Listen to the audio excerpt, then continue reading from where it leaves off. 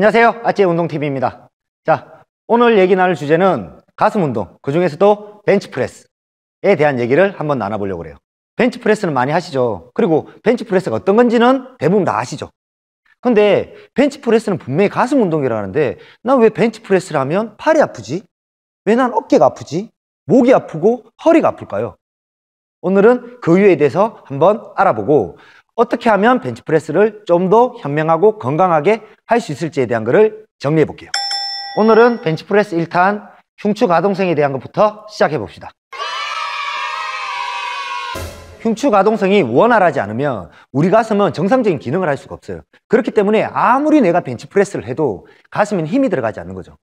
여러분하고 흉추 가동성에 대한 걸 테스트를 해보고 그리고 왜 흉추 가동성이 필요한지 한번 느껴보자고요. 첫 번째 해볼 테스트는 흉추 가동성이 원활한지 안 한지를 체크해 볼 거예요. 해보실 거는 한쪽 손은 열중샷 자세로 허리에다 손을 대시고요. 한쪽 손은 가슴에다 손을 대세요. 가슴에 손 댄 상태에서 내 가슴을 손 있는 쪽으로 사선 위로 들어 올린다는 느낌으로 들어 올려 볼게요. 사선 위로 들어 올린다는 느낌으로 들어 올려지세요. 이때 들어 올리실 때 만약에 허리가 이렇게 꺾이신다면, 허리가 지금처럼 꺾이신다면 이거는 흉추를 사용하는 게 아니에요. 요추를 사용해서 흉추가 못 움직이는 걸 보상하는 거예요. 그렇기 때문에 허리가 아픈 사람들이 생기는 거죠. 잘 안 움직이시는 분들은 어떻게 해보시면 좋냐면 호흡하고 같이 하시면 좋아요. 호흡을 들어 마시면서 가슴을 최대한 위로 들어 올린다 생각해보세요. 그렇죠.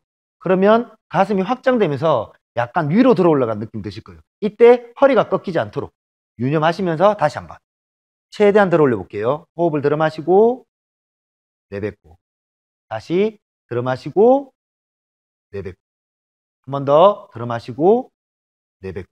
이렇게 해서 흉추 가동성에 들어 올리는 느낌을 이해를 하셨다면 이번에는 호흡을 뱉을 때도 들고 있는 연습을 해보는 거예요.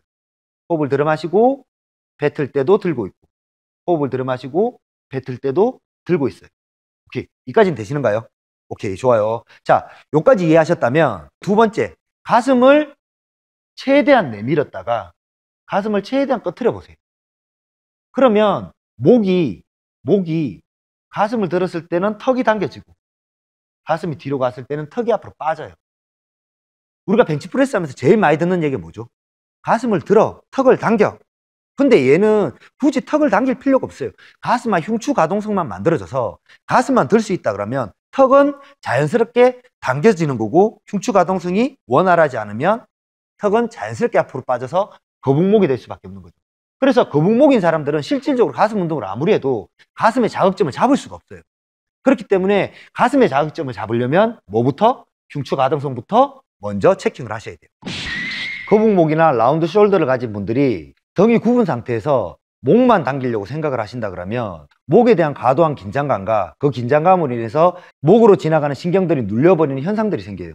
그래서 팔이 저리거나 목에 대한 통증들이 만들어질 수 있다는 거죠. 그리고 한 가지 더 생각하셔야 될 거는 흉추 가동성이 원활하신 분들은 가슴이 충분한 이완을 거치기 때문에 바가 가슴까지 위치할 수가 있게 됩니다. 그런데 라운드 숄더나 거북목이 있는 분들은 등이 뒤로 굽고 목이 앞으로 빠지면서 어깨도 앞으로 말리는 현상이 생겨요. 그렇기 때문에 바가 가슴까지 내려올 수가 없는 현상이 생기죠. 그런데 내가 발을 가슴에 닿으려고 내린다면 어깨는 앞쪽으로 돌면서 충돌 증후군이나 어깨 앞쪽에 심각한 손상을 입히게 되는 거죠. 자, 두 번째 흉추 가동성에 대한 부분이 정리가 됐다면 두 번째 볼 거는 흉추 가동성과 가슴에 대한 이해관계가 필요해요. 그걸 하기 위해서 우리는 손을 가슴에다가 모읍니다. 그리고 내 힘의 한 30% 정도의 힘을 손으로 두 손을, 양손을 지그시 밀어주세요. 그렇죠. 지그시 민 상태에서 내 가슴을 최대한 들어 올립니다. 최대한 들어 올리고 팔꿈치를 지그시 모아보세요. 이때 손은 밀고 있는 에너지를 그대로 가지고 있으셔야 돼요. 자, 이 상태에서 손을 앞쪽으로 지그시 빼시면 가슴에 힘이 들어간 느낌 드실 거예요. 드세요? 오케이, 다시 한번 해볼게요. 자, 손을 지그시 밀고요. 그리고 가슴을 충분히 세우고 어깨를 내립니다. 어깨를 내리고 가슴 최대한 세워요. 그 상태에서 팔꿈치를 손을 미는 상태를 그대로 유지하면서 팔꿈치를 모아볼 거예요. 지금 또 힘이 들어가실 거예요. 몇 분들은. 자극이 잘 오시는 분들은. 그 상태에서 팔, 손을 앞으로 지그시 뻗으면서 이때도 손은 계속 누르고 계셔야 돼요. 예. 그럼 가슴에 힘이 들어간 느낌 드실 거예요. 자, 반대로 한번 해볼게요. 아까처럼 똑같이 가슴이 움츠러져 있는 거북목처럼 흉추가 죽어 있는 사람들처럼 자세를 둥글게 만드시고요. 그 상태에서 손을 밉니다. 똑같이. 민 상태에서 팔꿈치를 모아보세요. 그러면 이렇게 모으는 것만으로도 어깨하고 승모근에 힘이 들어간 느낌이 드실 거예요. 이 상태에서 팔을 앞으로 뽑아봐요. 그러면 가슴의 힘보다는 어깨나 승모근의 힘이 훨씬 더 들어간다는 느낌 드실 거예요.